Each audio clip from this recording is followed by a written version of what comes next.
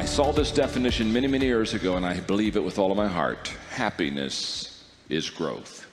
You show me a person that's growing, I'll show you a happy person. You show me an organization that's growing, and I'll show you a happy organization. I mean, that's just the fact of life. And I thought I would take a moment and personalize this growth and just share with you my process of growth in my lifetime. If you would go back before 1974, so if you go back about 30 years ago and before that time, the best way to term my growth would be called accidental growth.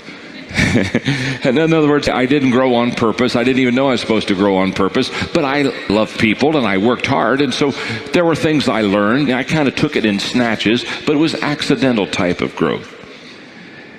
But in 1974, when I sat down with Kurt Kampmeyer in the Holiday Inn, and he asked me if I had a personal growth plan, which I didn't even know I was supposed to have one, I would take my second phase in my growth journey from accidental growth to what I would call purposeful growth.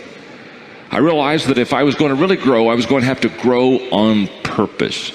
That it couldn't be a hit and miss deal. It certainly could not be something that just might happen to me. I was going to have to initiate and activate.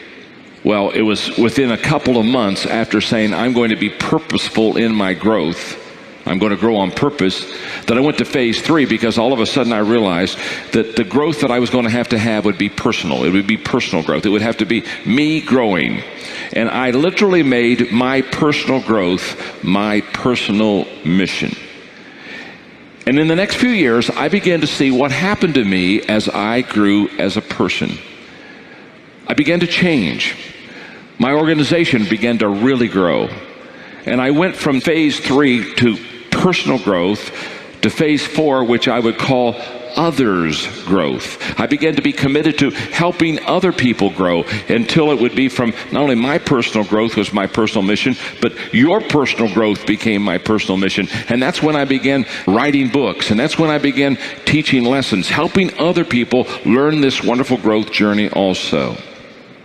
There's been one more phase in the growth journey for me.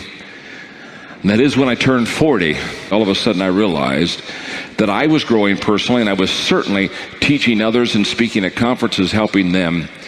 But I realized that I wasn't strategic enough with my own team.